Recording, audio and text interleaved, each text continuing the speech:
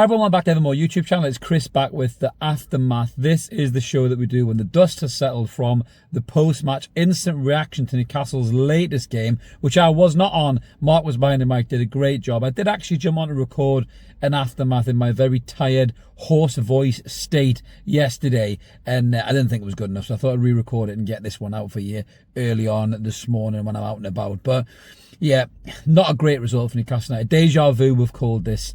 Again, it's just like Liverpool all over again, where actually I think they played much better against Liverpool than they did against Arsenal yesterday. And there's a real growing concern here. I'll get into the referee issues and the ridiculous calls in a minute, which could have spun the game one way or the other. But the biggest issue for me is the negativity that Newcastle United are playing with right now. We seem to have lost the fear factor in terms of teams being scared of us and what we're going to do to them, getting in their face, pressing with aggression. Those kind of abilities that we've kind of become to understand Eddie Howe's Newcastle United, you know, as kind of par for the course. That's how they play. There was very, very little on evidence of that yesterday. You know, Arsenal were probably deserved winners. They controlled the second half massively. You know, they looked like they could have stepped up in the 2 or 3 gears throughout the entire game, really. Some concerning performances, which I'll get into in a second. But, you know, we get the goal. Almost kind of against the run of play, so to speak. We get the goal. It's not a foul on Gabriel. He goes down like a sack of shit, and it's not a foul at all. If a centre-half's going down like that, it shouldn't be a centre-half, sunshine. It was not aggressive at all. We'll get into your aggression in a minute, Gabriel. But it's a great header by Nick Voltemade, who again was living on scraps, really. This team is not gelling with Nick Voltemade. Jacob Murphy aside, the rest of them just don't seem to understand how this kid plays. He's got 2 goals in 4 games, so you can't doubt the lad's record. He's making the most of whatever comes his way. But this kid is not going to run beyond the wingers to get into the box for goals like Alexander Isak used to do. It's just not going to happen. I mean, I look at Brighton and I look at Crystal Palace, who both lost big players. You know, Brighton and João Pedro, and Palace obviously and Eze, and they haven't really stepped back and regressed and been overcautious as a team. They're still aggressive. They're still in your face. They still believe that they can go at these teams and give them a real fucking bloody nose, and they're doing it as well. Palace evident against Liverpool today. I know they've got a great record against them, but Palace look positive. You know, they give us a ball. Sar's grown in stature. You know, Mateta's taken on the mantle. Our players aren't doing that. We've lost Alexander Isak, and our players have shrunk. They've disappeared from the limelight. They haven't said, you know what, fuck him, give me the ball, and I'll show you what I can do. They haven't done it. They really haven't. Bruno Guimaraes has been in and out. Yes, the game against Liverpool, he was excellent, but that was played on raw emotion because of what was going on with Isak, and that's probably why the performance was elevated like that. But in a game like yesterday, Bruno Guimaraes should stand up and show the world he's one of the best midfielders on the planet, and he didn't. He was out of that game more than he was in it. Joe Linton was poor. You know, he didn't dominate. The physicality wasn't there. Tonali's probably the best of the 3 once again, which shouldn't surprise anybody. But I'm really starting to wonder, does this midfield need a shake-up? You know, look at the squad that we've got. Jacob Ramsey coming back fit after Brighton. We need some positivity in there. We need some dynamic running. We need some aggressive play. Maybe Jacob Ramsey's the guy to do it. I really like Lewis Smiling next to Tonali in the 6-6 pivot. But maybe Bruno hasn't got the legs to be that number 8. Maybe Ramsey's the answer for that. Or can Bruno play in the double pivot with Tonali and have Ramsey up there? But Joe Linton is only good for games where he's dominating physically and beasting players. And they were just playing around him yesterday. He was nothing to them. You know, they were just, he wasn't even in the game. I didn't feel, I really, really didn't feel that way. But there was a lot of performances that I wasn't massively keen on. But Bruno and Joe Linton in particular, I was hugely disappointed in them yesterday. I thought they should have grabbed it by the nuts and really set the tone, and they just didn't. And Anthony Gordon, very similar as well. Yes, he gets a blatant foul on him from Saka. Should have been a yellow card. I think Saka should have had 2 yellow cards and a red card then. But not as bad as Gabriel, which I'll get into in a second. But Gordon again, Gordon just looks lost, you know, in this side without Alexander Isak. He looks lost. He looks like he's not got the kind of player to bounce off that he used to bounce off. And, you know, I hate to use the I word as much as I'm using, but this has really fucked us up in terms of attack. You know, when Wissa came in, Wissa was the more similar player to Alexander Isak, and he would have easily assimilated into this play, and we possibly haven't changed our style as much as we used to, and probably would have got the results we needed, but we didn't get him in. Nick Voltemade's come in. He's done really, really well, but he's not anywhere near the same player as Alexander Isak, and I'm not sure these players are adapting to this at all. I've said this week in, week out, and I'm going to keep saying it until the penny drops and something clicks into place. But defensively we were decent apart from the goals, but you know, midfield and attack again were just massively lacking in them. I'm really concerned as to how long this is going to go on for. You know, we're sitting, you know, at the wrong end of the table. I know it's early doors. We've got Champions League coming Tuesday again. It's a chance to try and get on the board and win, you know, and get some points on the board in the Champions League, which will be a conference booster. But we just looked off it yesterday. We really, really did. But going on to the ridiculous referee calls, and I've got to say, guys, I was at the game yesterday. I was in the Gala again, screaming at the referee, and he lost me voice. Referee was a shit house. Jared Gillett, an absolute bottle job, and VAR even worse, because you go back and watch the replay, and Gabriel literally punches Nick Voltemade in the face. Punches the bloke in the fucking face. If he did that in the street and they caught you on CCTV, you'd be charged with assault. This fucking wank gets away with it. The referee does nothing. VAR bottles it. Then he tries to shake Nick Voltemade's hand. And rightly so, Big Nick told him to fuck right off. It was a disgraceful challenge. Shouldn't even been on a pitch to score that winning goal. And then later on in the game, Anthony Elanga breaks through and the ball smacks off Gabriel's arm, which is massively above his body in an unnatural position. He gets away with that penalty call because of a double deflection. Bullshit. Even when the shithouse scores, he puts his arm behind his back because he knows he's got away with one. Dreadful, absolutely dreadful. Before that, I thought we defended really well. I thought Nick Pope pulled off 4 or 5 world-class saves, which is a problem in itself, because if you keep us pulling off 4 or 5 world-class saves, you're not in the game as much as you want to be. And then we saw the best and worst of Nick Pope, rather than just being smart with it, playing it short, wasting time, taking the clock down for a 1-1 draw, which is what I predicted. He then boots it down the field, gives it back to Arsenal, who then win a corner and score from the subsequent corner. And I don't know how Gabriel is out-jumping 3 or 4 Newcastle players at the same time there. We had big lads on the pitch, Dan Burn, Lascelles, Botman, Chow, big lads, and he out-jumps everybody, and he gets that goal. He wants it more, and that's disappointing. And this is the real concern for me for Newcastle right now. We knew losing Isak was going to do something to the team. I had no idea it was going to change the entire tactical sense that Eddie Howe seems to have. One player has completely changed everything. You know, we're going to this 5 at the back to try and suit Nick Voltemade, and whilst I'm loving Chow and Botman together, I think they play really well. Chow was excellent yesterday. Pace, quality on the ball, composed. He looks an excellent centre-half and a great bit of business by the club. Losing Livramento was a massive blow.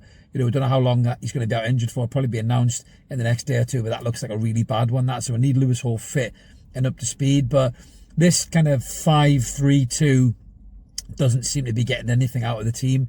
Yes, we're containing, but we're inviting pressure on, and then we're sleeping at the last minute and conceding in the last 5 or 10 minutes like we did against Liverpool. We haven't got the consistency to see that through. That's a worry, but we're not creating either.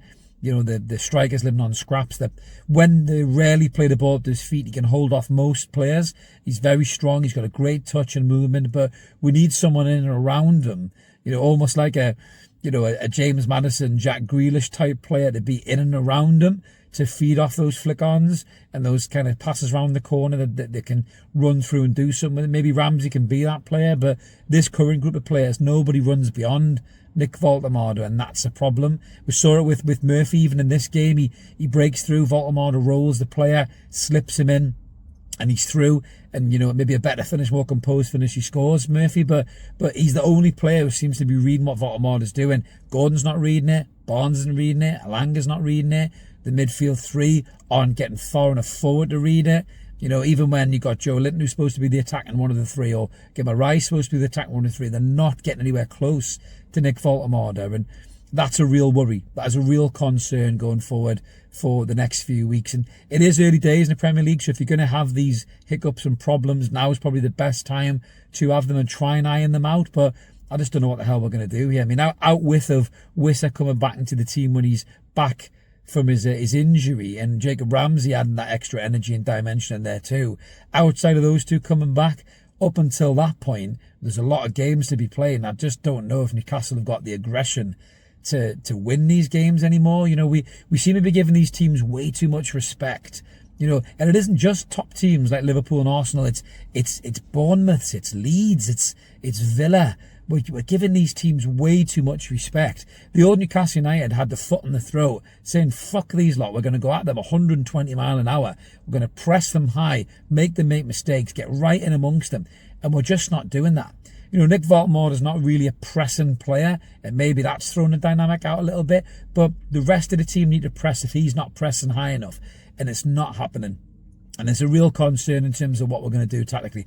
I'm not in the camp of trying to call for the manager's head. I think that's way too early. I think what the man has achieved at the football club, he deserves respect. He deserves the opportunity to try and put this right. And we had this, was it last season or the season before, I think, where we were asking questions about Eddie Howe as to, is he the right man for the job, as he took the team as far as it can go. And then he turned around and he made some tweaks, and he got us to the most successful season we've probably ever had as a football club in the Premier League. So you've got to give Eddie Howe a chance to turn this around. But the players have to learn to adapt to life after Alexander Isak, because at the minute we just look like we've completely lost our cutting edge without the old number 14 up there, and that's a real concern.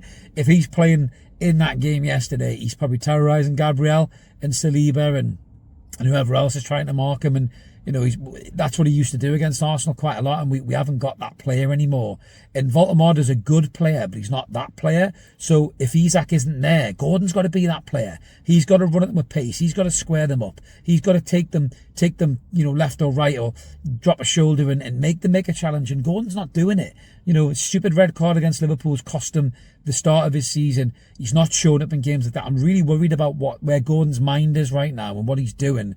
He spoke really well in pre-season, but didn't seem to do anything really in that game where you're looking at Gordon for that X factor, and he didn't bring it. Barnes, nothing when he come off the bench. Elanga again breaks through, but he's not making the right decisions, and that's the issue. Our kind of exciting attacking players aren't exciting, and they're not attacking enough, and that's a real worry. And that needs to change very, very quick. We look at the bench, there's nothing really to bring on, Song Soo looked really good in pre-season. I know he's injured, I think, with the youth academy, but maybe having an X-factor, dangerous player that can just do something or nothing like that on the bench is worth having, rather than bringing on a Willis Sula, who, I know he did really well against Bradford, but, they're going to do something in the team. At least Song Soo looked like he had an end product. But it's a real concern, a real worry for me, that things just aren't clicking in jail now. I don't know how long this is going to go on for. We've got another game coming on Tuesday against Union Saint-Gilloise. That on paper is the easiest Champions League game, but they had a good result in their first game, so that won't be any walk in the park for Newcastle. There may be changes, will be changes. Possibly Lewis Hall comes in, possibly Lewis Miley comes into the team as well. But Newcastle need to start getting wins to get confidence up. This is a real concern. Unlike Brighton and Palace, we've lost our most exciting attacking threat as a player, and we've regressed. We haven't adapted and assimilated and kept that level of play and that tempo up. We haven't done that, and I want to know why. No one's going to ask anyhow that, because they're too pally, with the exception of maybe one or two journalists. We need to know why we're so negative, why we've lost that aggression and that intensity. Where's it gone? And I really hope it comes back soon, because the longer this goes on, the tougher the season's going to be for Newcastle, and I'm not sure European football will meet us at the end of it, to be honest with you. But let us know in the comments below what you think about this. VAR and referee, absolute bullshit, cowardice. That kind of shit can cost teams games. It cost us that game yesterday. They should have been down to 10 men. We should have had a penalty. Jared Gillett is a shithouse, and VAR is useless. And this is going to be a reoccurring trend right throughout the season with the PGMOL. They're a disgrace. But Newcastle didn't do enough, really, to hold on that game for a draw or to push for a victory either, and that is a big concern. But let us know your thoughts, guys. Like and subscribe. Keep it evermore. Have a bell there. We'll see you later.